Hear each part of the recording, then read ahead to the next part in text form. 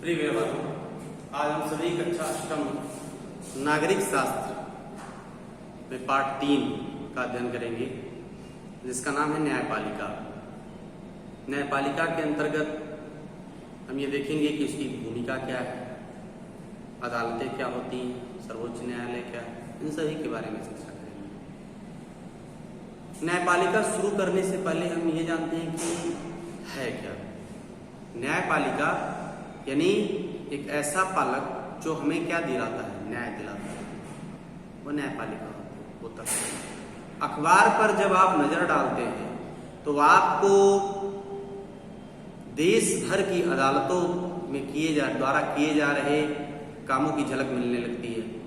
लेकिन क्या आप बता सकते हैं कि हम इन अदालतों की जरूरत क्यों पड़ती है, या हमें इन अदालतों की जरूरत क्यों पड़ती है? इसके पहले वाले आप चैप्टर में पढ़ चुके हैं। हमारे देश में कानून का शासन चलता है। इसका मतलब यह है कि सभी कानून सभी लोगों पर समान रूप से लागू होता है या लागू होते हैं। जब किसी कानून का उल्लंघन किया जाता है तो एक निश्चित प्रक्रिया अपनाई जाती है।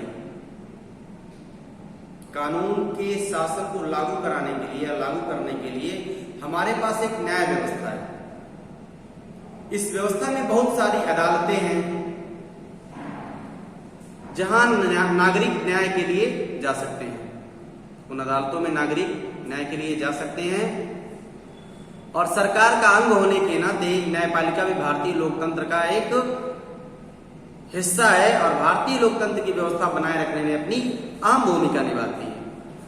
यह इस भूमिका को केवल इसलिए निभा पाती है क्योंकि वह स्वतंत्र है। भारत की न्यायपालिका क्या है? स्वतंत्र है।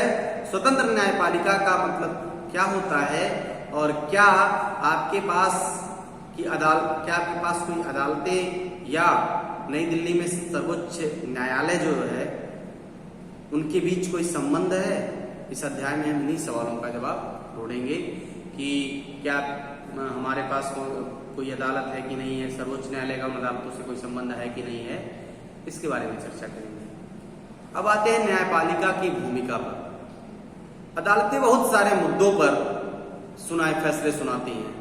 जैसे अभी आप हाल ही में देखे होंगे, राम मंदिर का मुद्दा है, बाबरी मस्जिद का मुद्दा था, उनसे जुड़े लोगों का मुद्दा था।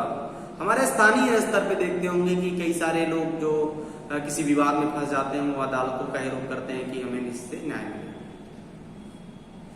वे तय कर सकती है, यानी न्यायपालिका तय कर सकती है कि शिक्षकों को विद्यार्थियों की पिटाई नहीं करनी चाहिए।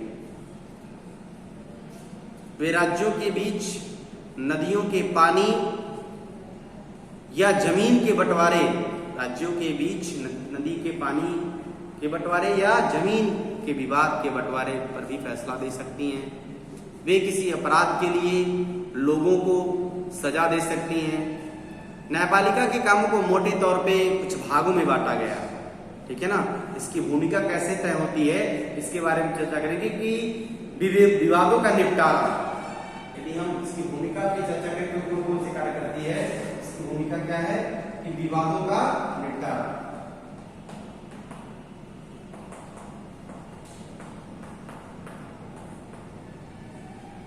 विवादों का निपटारा करती है न्यायपालिका या न्यायिक व्यवस्था।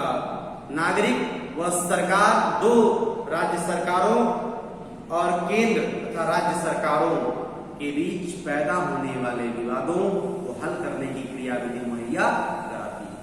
यानी न्यायिक व्यवस्था नागरिकों को तथा नागरिक व सरकार, दूसरा दो राज्यों और केंद्र व राज्य सरकारों, दो राज्यों या केंद्र और राज्य सरकारों के बीच पैदा होने वाले विवादों को हल करने की क्रियाविधि मुहैया कराती है या बताती है। इस प्रकार से हम देखते हैं कि न्यायपालिका की जो भूमिका है वह विवादों का निपटारा करने के लिए उपयोग में लाई जाती है। दूसरा है न्यायिक समीक्षा। न्यायिक समीक्षा से क्या तात्पर्य है?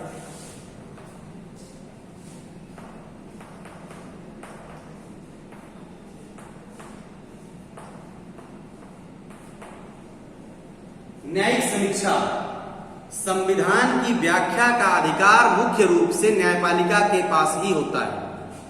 संविधान की व्याख्या का अधिकार मुख्य रूप से किसके पास होता है? न्यायपालिका के पास होता है। इस नाते यदि न्यायपालिका को ऐसा लगता है कि संसद के द्वारा पारित किया गया कोई कानून संविधान के आधारभूत ढांचे का उल्लंघन करता है, तो वह उस कानून को रद्द कर सकती है। इसे न्यायिक समीक्षा कहते हैं। न्यायिक समीक्षा, यदि सरकार कोई कानून लाती है कि हम इससे जनता का, इस कानून से जनता का न्याय होगा, तो इससे क्या होगा? यदि न्यायपालिका को लगता है कि यह व्यवस्था जनता के हित में नहीं है या उसके आधारभूत, संविधान का जो आधारभूत ढांचा है उसका उल्लंघन कर रहा है, तो ऐसे क्या कर सकती है? निरस्त कर सकती है, इसको खत्म कर सकती है। इसको ही हम न्यायिक समीक्षा कहते हैं। समीक्षा का मतलब उसकी समीक्षा करेगी कि यह ठीक है या नहीं। यदि ठीक नहीं है तो उसको क्या करेगी? वो बर्खास्त कर देगी, कानून को रद्द कर देगी। तीसरा जो सबसे महत्वपूर्ण मुद्दा है, कानून की रक्षा, यानी जो भारतीय संविधान के द्वारा कानून बने हैं उसका, उन कानूनों की रक्षा तथा मौलिक अधिकारों का क्रियान्वयन जो संविधान के द्वारा भारत के समस्त नागरिकों को प्रदत्त है। ठीक है? कानून की रक्षा,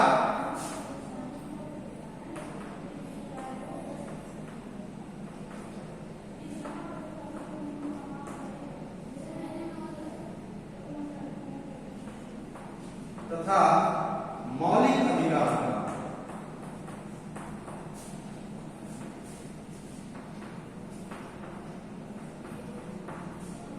मौलिक अधिकारों का क्रियान्वयन।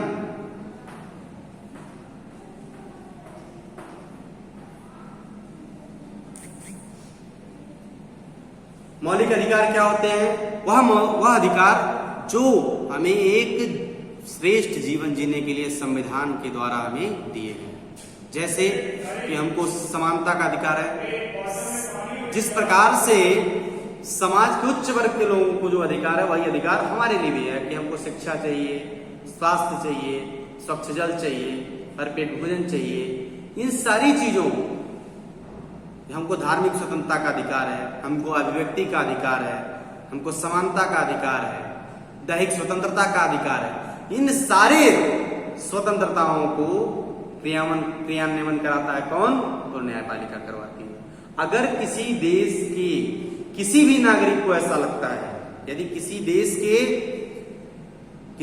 यानी भारत देश, यदि देश के किसी भी नागरिक को ऐसा लगता है कि उसके मौलिक अधिकारों का उल्लंघन किया जा रहा है या उल्लंघन हुआ है, तो वह सर्वोच्च न्यायालय, उच्च न्यायालय में जा सकता है। उदाहरण के लिए, जैसे कक्षा 7 की किताब में हमने हाकिम शेख के बारे में पढ़ा, जो खेतिहर थे, वे चलती हुई ट्रेन से गिरकर घायल हो गए थे। जब कई अस्पतालों में इनका इलाज करने से इनकार कर दिया तो उनकी हालत काफी खराब हो गई थी। संविधान के अनुच्छेद 21 में, जो दैहिक स्वतंत्रता को देता है, 21 में प्रत्येक नागरिक को जीवन का मौलिक अधिकार दिया गया है।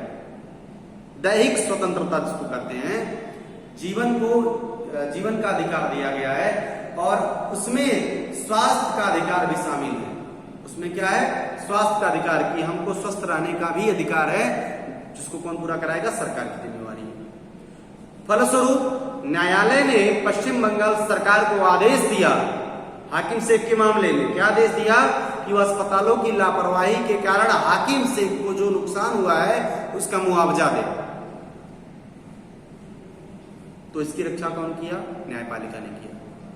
यानी न्यायपालिका ने हाकिम शेख के दिए हुए मौलिक अधिकारों के क्रियान्वयन को सुनिश्चित किया और उसे आपात स्थितियों में रोगियों के इलाज पर विशेष ध्यान दिया जाए, ऐसा उन्होंने चेतावनी दी है। किसको? पश्चिम बंगाल की सरकार को। तो इस प्रकार आप देख सकते हैं कि न्यायपालिका की भूमिका क्या है। विवादों का निपटारा या केंद्र राज्य के मध्य हो या दो राज्यों के मध्य हो या किसके मध्य हो, नागरिक या नागरिक व सरकार के मध्य हो, इन सभी प्रकार के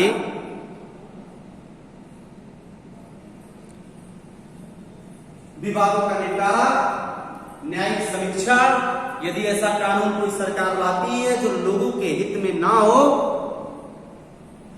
तो उस पर न्यायपालिका क्या करती है, हस्तक्षेप करके उस कानून को रद्द कर सकती है। यह होती है न्यायपालिका की भूमिका।